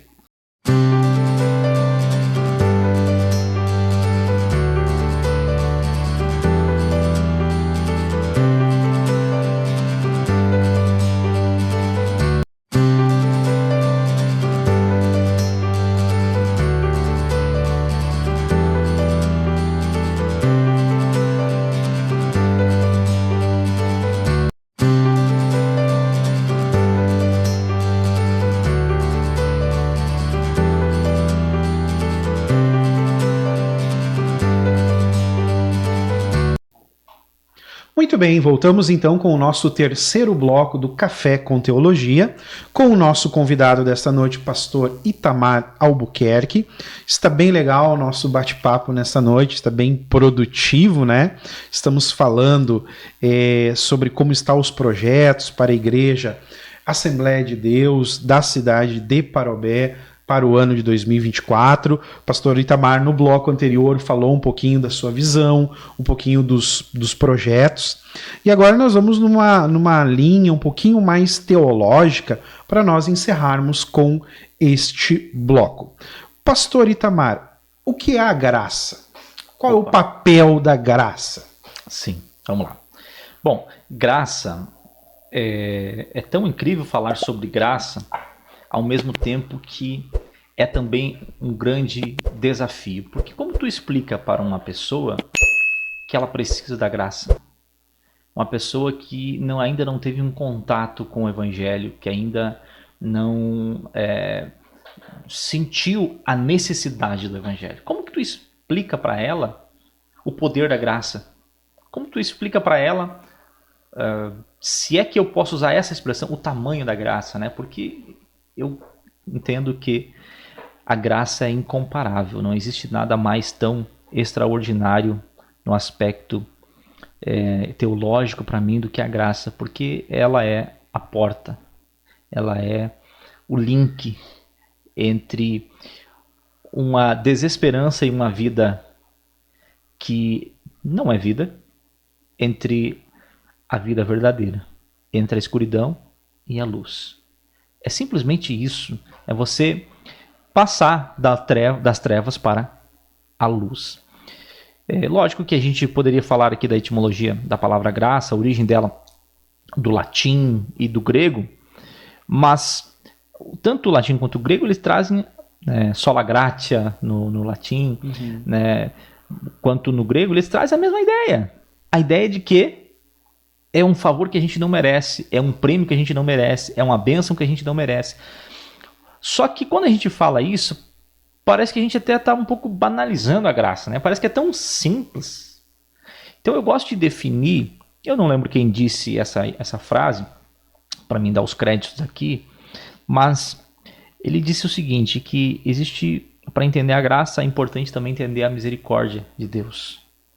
Porque a misericórdia de Deus, ela define ou direciona o quanto é a graça também. Porque enquanto a graça é Deus nos dando algo que nós não merecemos, a misericórdia é Deus nos livrando daquilo que a gente efetivamente merece. Então o que a gente merece como seres humanos, como homens pecadores? O nosso merecimento é justamente a morte eterna, é o sofrimento eterno, é a separação eterna de Deus. A gente merece isso. Não existe nada que eu possa fazer com obras, mesmo que eu seja a pessoa mais extraordinária, pode me canonizar quando eu morrer, pode me fazer uma estátua de mim. Eu não mereço absolutamente nada que não seja a morte eterna e a separação eterna de Deus. Aí vem a misericórdia de Deus atuando. Você merece isso, mas pela minha misericórdia eu não vou te dar isso. Mas, em contraponto, Deus não é um Deus de que apenas nos livra da ira eterna. Ele tem um plano salvífico para nós. E aí entra a graça. Deus está dizendo assim, eu tenho uma vida verdadeira para você. Eu tenho uma eternidade diferente para você, uma eternidade de paz, uma eternidade de vida ao meu lado. E isto eu estou te dando sem que você mereça, sem que você precise subir um morro de joelhos, sem que você precise se martirizar na sua carne, pagar um alto valor, né? Colocar o seu corpo para ser queimado, martirizado, tentando alcançar isso. Isso não é possível. Primeiro que não é possível. Eu estou te doando. Se eu não me equivoco, C.S. Lewis tem uma definição para a graça que eu acho interessante, que a graça, ele define como a graça como presentes que alguém vai receber, mas ele já está cheio de presentes e ele não tem mais como agarrar esse novo presente, ele tem muito pacote na mão dele. Ou seja, a graça, eu não posso pegar ela, não consigo, não tenho acesso a ela, eu não mereço ela. Mas Deus é tão extraordinário que nos alcança através dessa incrível bênção que é a graça, né? Que não pode ser... Eu poderia usar palavras e explicar aqui com muitos conceitos, do quais alguns eu já mencionei, mas não é suficiente. Que legal, né? Essa é a dimensão dela. Você até fez uma dualidade, né, entre misericórdia e graça. Quando você olha pro tamanho da misericórdia que Deus tem, você consegue ter a dimensão do que é a graça. É porque tem um problema da justiça de Deus, né, pastor Cristiano? Alguém pode estar nos assistindo e perguntar, mas Deus não é justo? Se você comete pecado, se você peca, Deus tem que praticar a justiça? Deus, a Bíblia diz que ele não é injusto. E aí entra um grande problema. Lógico, ele precisa praticar a justiça. É por isso que existe a graça e a misericórdia. Para que a justiça de Deus seja feita de maneira justa, porque não existe justiça sem o cumprimento da consequência do ato. Verdade. Né? Perfeito, pastor Itamar. E obras? Quando eu digo obras, ações, atitudes, a gente sabe que tem determinadas igrejas, outros credos, outras denominações que defendem a ideia de que obras podem promover ou levar a pessoa à salvação. Como que tu vê essa máxima? Obras levam à salvação? Então, é muito difícil a gente usar uma resposta simples, porque às vezes ela é mal compreendida. Sim, pode ser mal interpretada. Mal interpretada. Né? Então, o nosso objetivo não é dar uma resposta que seja, de certa maneira, definitivo do ponto de vista de que não há mais o que ser falado sobre ela. Mas entendemos dessa maneira, e essa não é uma linha minha, é uma linha da nossa comunidade cristã, que a gente participa. Eu digo que não é minha, só minha, não fui eu quem criou, mas lógico que eu creio nesse entendimento bíblico, penso, extremamente baseado na Bíblia, né? Que as obras, elas são importantes, elas são necessárias e, de certa maneira, são insubstituíveis. Porém, elas em si próprio não geram salvação, porque está claro isso, que a salvação é pela graça de Deus. E aqui eu poderia citar um texto, não sei se é possível. Pode sim. Que ela é um texto que todos conhecemos, que está em Efésios 2, e o versículo 8. Pela graça sois salvos por meio da fé, e isso não vem de vós mesmos, é um dom de Deus. Ou seja, sem entrar a fundo na teologia da graça, eu poderia dizer o seguinte, que não há como uma pessoa ser salvo a não ser pela graça de Deus. E nós não temos no texto sagrado Deus exigindo algo prático do homem para que ele receba a graça. Então, não existe nada que o homem possa praticar para receber também não está a salvação. Não está condicionado a nada. Não né? há condicionamento para a salvação. Porém, num contraponto... Tem os frutos do Espírito. Tem os frutos do Espírito. Como que eu vou dar frutos do Espírito se não consigo apresentar obras, Isso, né? porque o fruto do Espírito, ele é para quem? É para quem? É para todos ou é para aqueles que já foram transformados pelo Evangelho? É para aqueles que foram transformados pelo Evangelho. Eventualmente a gente vê na natureza humana, porque a natureza humana, aí existe uma discussão teológica, né, que a natureza humana é essencialmente má ou ela é um pouco boa, né? Mas aquém dessa discussão teológica, poderíamos dizer que pessoas que não tiveram ainda o encontro com o Evangelho conseguem praticar atos de bondade, mas elas não foram transformadas pelo Evangelho. Não quer dizer que elas foram regeneradas, que elas nasceram de novo, que elas tiveram um encontro com Jesus. Porém, com toda certeza, não há dúvidas em relação a isso. Todos, sem exceção, que foram transformados pelo Evangelho, praticam boas obras. Elas não são a condição para a salvação, mas é inevitável que uma pessoa que foi transformada pelo Evangelho pratica boas obras. De maneira que isso é um pensamento meu. Quem não pratica boas obras precisa refletir sobre a sua salvação. Perfeito. E é nesse tópico agora que a gente vai entrar na próxima pergunta aqui, que vai estar muito relacionado com a questão do caráter do cristão, do crente, né? Ser cheio do Espírito Santo, né? Como você falou num bloco anterior aí, né? Às vezes o irmão lá começa, ele vai no culto na segunda, na terça, na quarta, ele já começa, né? Começa a ser. E aí, se ele vai 4, 5 dias por semana, ele já é o supra-sumo, né? Meu Deus. Santo dos santos, né? E a gente sabe, por experiência, você também sabe disso, o quanto isso é perigoso, quanto os extremos são perigosos. Tudo precisa ser feito com equilíbrio, com dosagem, com equilíbrio na obra de Deus também, né? E aí, às vezes, nós temos algumas contradições. Tem pessoas que aparentemente são cheias do Espírito Santo, profetizam, falam em línguas estranhas, fazem, né, o tendel, aquele que a gente sabe. Mas, às vezes, nos seus negócios, são trapaceiros. Se puder passar a perna, passa a perna. Se puder lograr o próximo, logra o próximo. Com a família é terrível. Trata mal a esposa, trata mal filhos. É maldizente, é caluniador. Como é que funciona isso, pastor Itamar? Como é que é isso? É possível ser cheio do Espírito Santo e viver uma vida assim? Como é que funciona o caráter? Eu queria que tu abordasse a questão do caráter. Se através do caráter a gente consegue ter uma régua para realmente ver se aquela pessoa está cheia do Espírito Santo ou não? Está direcionada por Deus ou não? Como é que funciona isso? Perfeito. Isso é um problema da nossa cultura religiosa, tá? Por quê? Porque a gente tem o hábito de espiritualizar tudo. Tudo é sobrenatural. E se aconteceu, é um sobrenatural que é o responsável. E não é esse o caminho, porque, do contrário, nós seríamos levados pela instrução bíblica a viver uma vida só espiritual.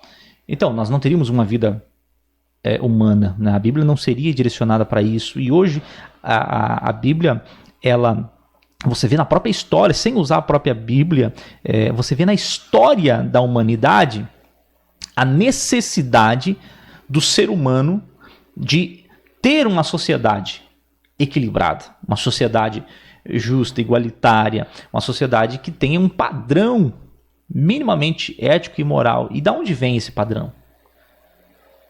Se não é do texto sagrado, se não é daquilo que hoje nós temos completo, que é a Bíblia.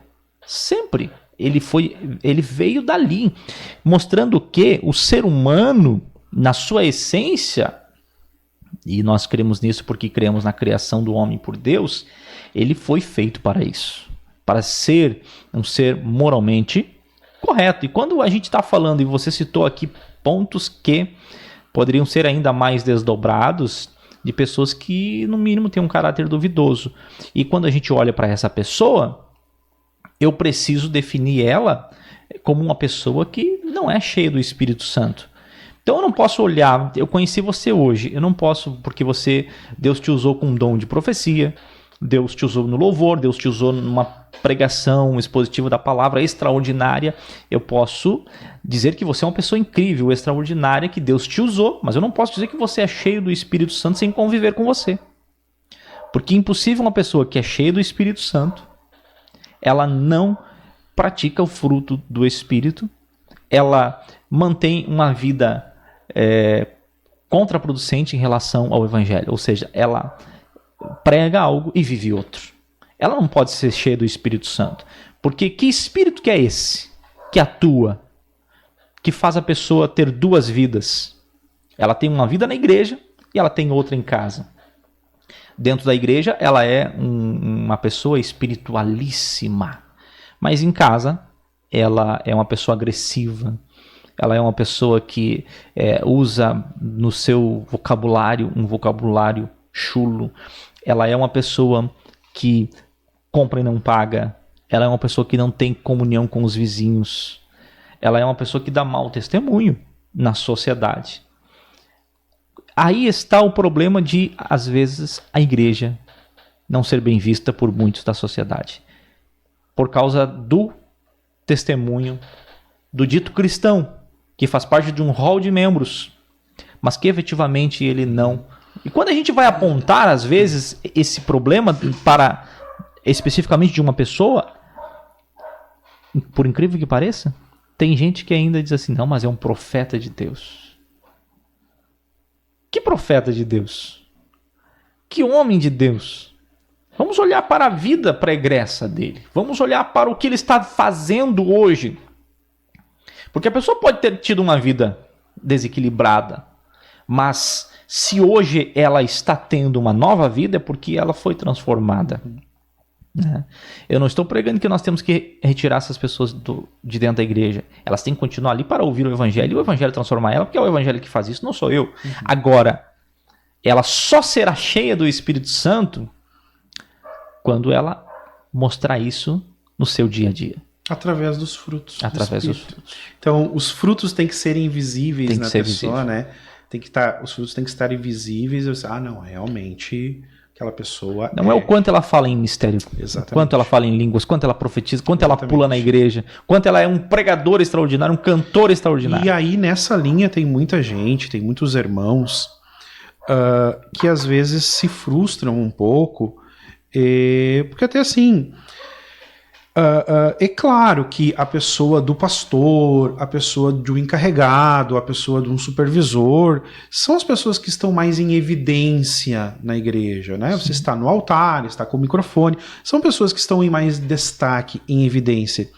Mas não significa que aquele irmão que talvez não esteja em evidência, que por muitas vezes ele não faça muito mais do que o pastor, muito mais do que o supervisor, muito mais do que o encarregado, né? Eu conheci inúmeros irmãos e irmãs que verdadeiros missionários no trabalho, verdadeiros missionários no local onde eles trabalham, missionários na família, exemplos na família, são solicitados pelos vizinhos para orar por uma enfermidade. Então eu conheço pessoas que fazem muito para a obra de Deus no anonimato. Às vezes sem nunca ter assumido o altar. Sem ninguém ficar sabendo, mas fazem obra de Deus assim, e Deus usa, e o Espírito Santo usa essas pessoas, né? E o quão importante a gente mencionar isso, né? Às vezes alguns se limitam. Eu quero trabalhar, eu quero fazer algo para Deus, eu quero trabalhar na igreja, e alguns acham que só existe o altar como forma de prestar esse trabalho. E não é assim, né, pastor Itamar? Sem sombra de dúvida, muito pelo contrário. Pelo contrário, né? Ali é um fragmento do serviço a Deus.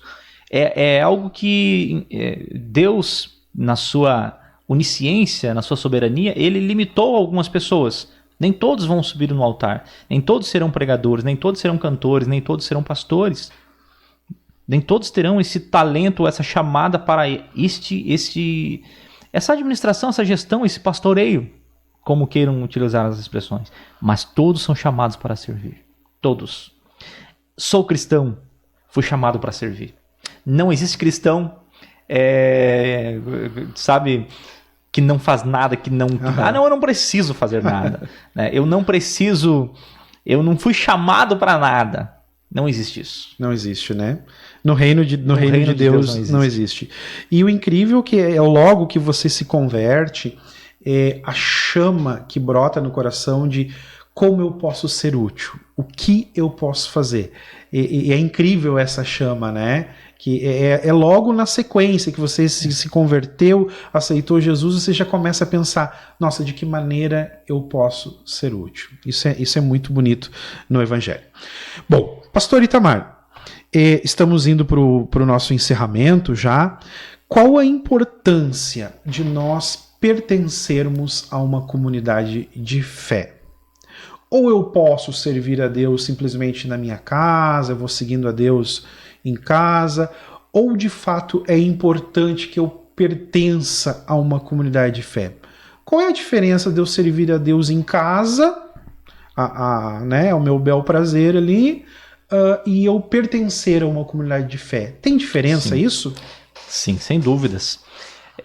Eu diria que, e talvez eu vou ser um pouco polêmico em relação a essa afirmação, mas eu diria que é impossível você ser um cristão sem você congregar. É impossível. Você pode ter contato com o evangelho, pode se converter em uma situação, em um momento em que você foi tocado pelo Espírito Santo, o Espírito Santo naquele momento te converteu, porque a Bíblia diz que é ele que convence o homem, né, do pecado, da justiça e do juízo. E naquele momento, quem sabe você não está num ambiente de igreja, num ambiente de comunidade cristã. Porém, imediatamente a esse momento de conversão, que foi em outro ambiente, você precisa entender que você é adicionado a uma comunidade. A igreja, ela existe, e ela não existe por causa, aliás, ela não foi criada por um homem, então ela não existe para que alguns possam participar se quiserem e outros, se optarem, podem não participar. Não, ela foi criada primeiro por Cristo, e eu lembro muito bem de uma das aulas que o Senhor mesmo ministrou para nós agora recentemente na escola bíblica. Diga-se de passagem, excelente aula, né? Parabéns, foi incrível. Obrigado. Deus continue te usando. É um professor com chamada, né? Com vocação. E esta igreja, ela é indubitavelmente o lugar do cristão. Eu sou cristão, não vou na igreja. Não tem como. Não tem como. Não dá para dissociar. Porque aí tem gente que diz assim, eu não vou entrar muito em detalhes, mas é o que a gente vê hoje rodando aí, a internet joga isso muito, dissemina muito essas ideias que vêm do meu modo de ver, com maldade, não é nem com ignorância, mas é com maldade mesmo, para confundir a mente da galera. Ah, eu sou membro do corpo de Cristo, eu sou igreja. Então, aonde eu for, a igreja vai comigo. Primeira verdade, se eu sou um membro do corpo de Cristo, eu não sou o corpo de Cristo. Eu sou um membro. Existem outros. Sim. Onde estão os outros? Bom, eu sou igreja, onde eu for, a igreja vai comigo. Não. Eu sou parte da igreja. Precisa que haja o resto. E a igreja, ela existe por vários motivos. Agora, um dos quais eu acho fantástico que a igreja exista, e vou ser sincero, às vezes é um ponto mais difícil para um pastor auxiliar, trabalhar, é que a igreja existe por causa da comunhão. Então, eu preciso da igreja porque eu preciso ter comunhão. Comunhão. É lá. Ah, mas lá tem pessoas diferentes de mim que não me entendem. Isso! É por isso que eu tenho que estar lá. Porque pessoas que pensam diferente de mim, que sentem diferente de mim, que têm uma visão diferente de mim, ninguém vê o mundo igual a mim. Pode ser parecido, pode ser o meu irmão gêmeos. Ele não vê o mundo igual a mim. O mundo que eu vejo é único. Agora, lá no momento de comunhão, com pensamentos diferentes, ideias diferentes, tudo diferente. Mas o Espírito que atua em todos é o mesmo.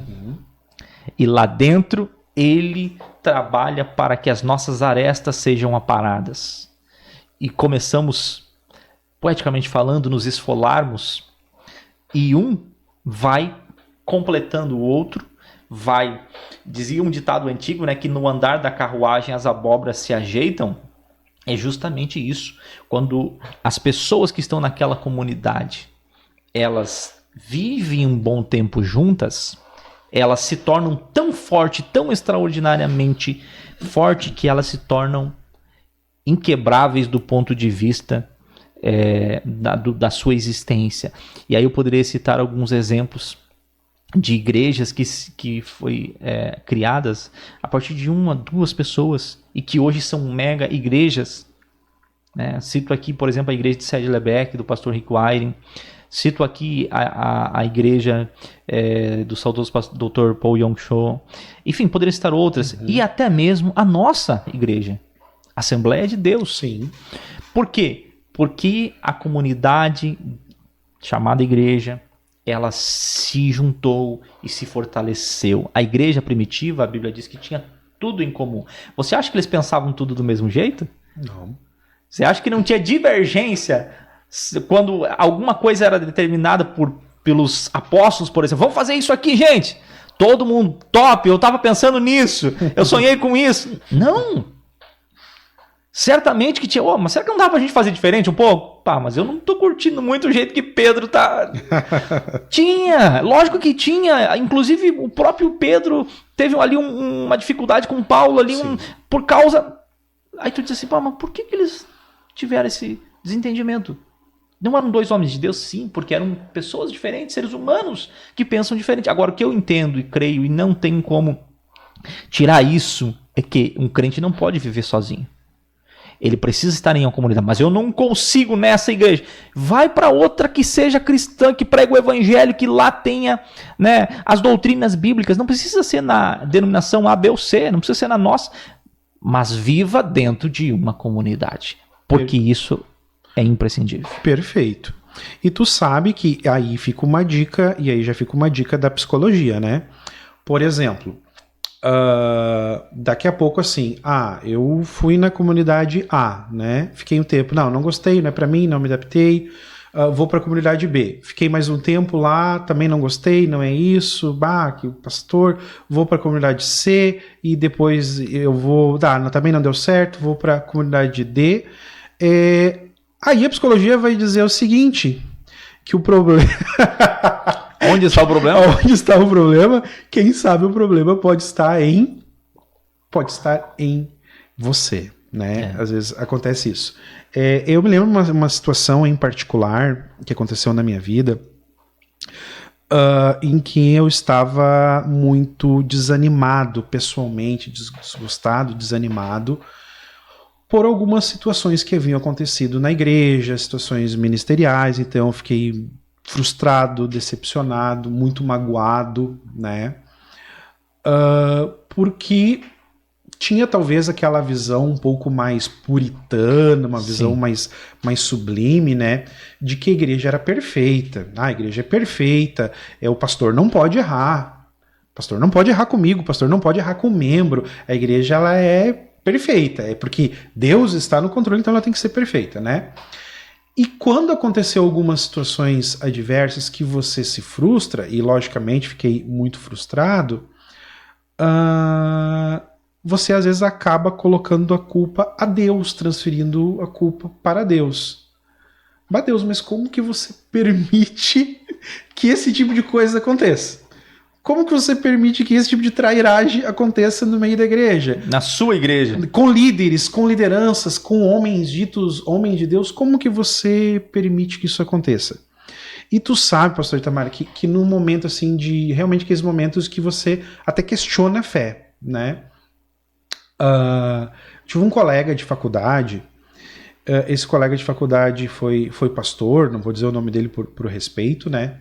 Enfim, pastor ordenado e tudo, ficou algum tempo no campo missionário e fizemos uma amizade legal no período de faculdade, mas ele acabou largando o sacerdócio, enfim, né, por questões pessoais dele, ele se coloca como um homossexual, certo? Mas de vez em quando a gente conversa, de vez em quando a gente mantém, né, o contato, conversamos. E no momento mais sombrio, olha como Deus age. Então, no momento assim de maior dúvida minha ministerial, foi esse irmão na fé que me trouxe uma mensagem de conforto a respeito disso. E ele disse assim para mim: Cristiano, a igreja, né, apesar de ser a igreja, o corpo de Cristo, a igreja de Cristo, ela é composta por pessoas. E pessoas erram, pessoas falham. Então as pessoas vão errar contigo, vão falhar contigo. O teu pastor vai pisar na bola contigo, ele vai errar contigo. Mas tu nunca pode perder o alvo, que é Cristo Jesus. Cristo não vai errar contigo. Agora, pessoas vão errar contigo. Pessoas vão vacilar contigo, pessoas vão te caluniar. Isso vai acontecer. Né? Então você não pode perder o alvo, que é Cristo. Então no momento mais difícil assim, eu disse, nossa, eu precisava, né, eu estava transferindo culpa para Deus, eu precisava escutar isso, e sabe, meu irmão, que você está certo. Você está É certo. por causa desse hábito, né, pastor Cristiano, de espiritualizar tudo Espiritualizar que a gente tem. tudo. Exatamente. Ali não existem pessoas que agora são perfeitas porque aceitaram Jesus. Elas continuam tendo desejos, agora subordinados ao Espírito Santo, que nos dá, de certa maneira, condições de vencer, né, os nossos instintos pecaminosos, nossos impulsos pecaminosos. Mas continuamos sendo seres humanos. Às vezes o sangue ferve, mesmo que a gente tenha já o Espírito Santo, mas às vezes a gente... Sim. A palavra sai, e depois que a palavra saiu, saiu. Né? Você foi, você fez. E a igreja existe justamente também em função disso, porque a pessoa pode ter um alto nível de espiritualidade, ela pode galgar cargos altíssimos no ministério, e eventualmente ela pode cair, ela pode pecar, ela pode descer, né, no profundo de um erro gravíssimo. E diante de uma sociedade que cada dia fica mais impositiva e exigente de que exista uma perfeição que não existe em área nenhuma, quanto mais na área humana, essa pessoa está condenada. Mas a igreja, ela existe para quê também? Para que esta pessoa tenha a oportunidade de se reerguer, de se refazer. Então a igreja, dentre muitas analogias que se faz sobre a igreja, uma das que eu mais gosto é que a igreja é um hospital. E um doente você não tira do hospital porque ele está doente, você deixa ele ali no hospital, porque é ali o lugar onde ele terá mais acompanhamento, né, onde ele terá o acesso às pessoas certas, à medicação certa, ao tratamento certo. Isso é comunhão. Isso é comunhão. Isso só acontece no processo de comunhão, né? Que comunhão é comungar da mesma fé. Então, pessoas se reunindo, comungando da mesma fé, ajudando-se uns aos outros, né? Porque o que a igreja primitiva tinha em comum? Que a Bíblia diz que eles tinham tudo em comum? A fé. A fé. Isso era comum. Então, hoje a gente continua tendo a mesma fé. Isso é comum de nós. Nos torna iguais. Iguais e diferentes, né? Porque somos cada um, sim, mas a fé é a mesma. Perfeito. Pastor Itamar, então, chegando no nosso final, vamos para as nossas considerações finais aí. Tuas palavras finais. Manda um abraço aí para o nosso pastor presidente, pastor Wilson Burati. Eu já convidei ele para vir aqui no podcast, tá? Ah, ele virá. Ele furou no primeiro. Passando esse momento, é que ele está no momento, no momento de muita correria, né? Não dá para falar aqui, né? Mas ele está num momento de bastante correria, mas ele pode ter certeza que ele virá. Ele gosta desse momento. Legal. Bom, pastor Cristiano, eu fico agradecido, extremamente grato, né, pelo convite. Me sinto honrado estar aqui com vocês. É o nosso alegria é nossa. É Rodrigo, né? Rodrigo tá ali atrás das câmeras e dos botões, mas sem ele nós não estaríamos aqui, né? E a você, né, pastor Cristiano, Deus continue te abençoando. Amém. Espero que tenha sido bom esse momento. Espero que este vídeo possa servir para, sobretudo, uma reflexão. A nossa intenção não é dizer agora pronto, se você ouviu o que eu tenho a dizer, nunca mais você precisa de ouvir outra coisa. Não, é trazer uma reflexão sobre aquilo que a gente vive no dia a dia, porque a vida, ela é única. Eu não vivo uma vida espiritual e depois eu vivo uma vida física, e depois eu vivo uma vida no casamento, e depois eu vivo uma vida no trabalho. É uma vida só. É uma vida só que a gente tem para viver, e todos os dias. E eu termino com essa frase de que Jesus, para mim, ele é tudo. Ele é suficiente para tudo. Eu não preciso de mais nada além de Jesus. O que eu preciso é a partir de Jesus. Eu posso precisar de muitas coisas, mas tudo é a partir de Jesus. Então, quando eu encontro com Cristo, eu tenho nele tudo o que eu preciso. Eu não preciso de mais nada. Então fica aqui o nosso apelo a você que ainda não tem Cristo, que receba Ele na tua vida. Mas você pode pensar o seguinte: como eu posso receber Cristo na minha vida? Bom, é simples. Permita que Jesus chegue até você quando você faz a seguinte oração que você pode fazer aí onde você estiver assistindo esse vídeo, em qualquer situação que você esteja agora. Diga: Jesus, ouvindo esse vídeo eu ouvi falar do Senhor e eu gostaria de conhecê-lo. Eu dou liberdade na minha vida, no meu coração, na minha mente, para que o Senhor se revele a mim. Procure imediatamente alguém que já tenha tido um contato com Cristo, a igreja mais próxima, e peça ajuda. Com certeza Jesus estará te esperando, porque de maneira nenhuma todos aqueles que vão até Cristo Ele o lança fora. Ele sempre está pronto para te abraçar e te amar como Ele já te ama. Só você não entende isso ainda e não aceitou isso ainda. Tá certo. Então aqui chegamos ao final do nosso terceiro bloco aqui, encerrando o nosso programa dessa noite, Café com Teologia. Tivemos a presença então do ilustre pastor Itamar Albuquerque. Muito obrigado, pastor, por atender o nosso convite. Mesmo. Creio que não vai ficar só nesse convite, né? Vamos conversar um pouquinho mais.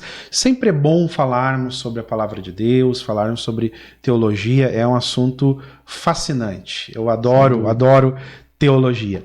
Meus queridos, então, que Deus vos abençoe, que vos dê uma semana na graça e na paz de Cristo Jesus. Nós vamos encerrando por aqui, porque parece que tem uma pizza congelada pra gente comer lá, o pastor Itamar. Tá, uma pizza congelada. Mas ela tá congelada ou ela já tá indo? Vamos tentar descongelar ela. Tá bom, meus queridos? Que Deus vos abençoe. Tchau, tchau. Até o próximo episódio.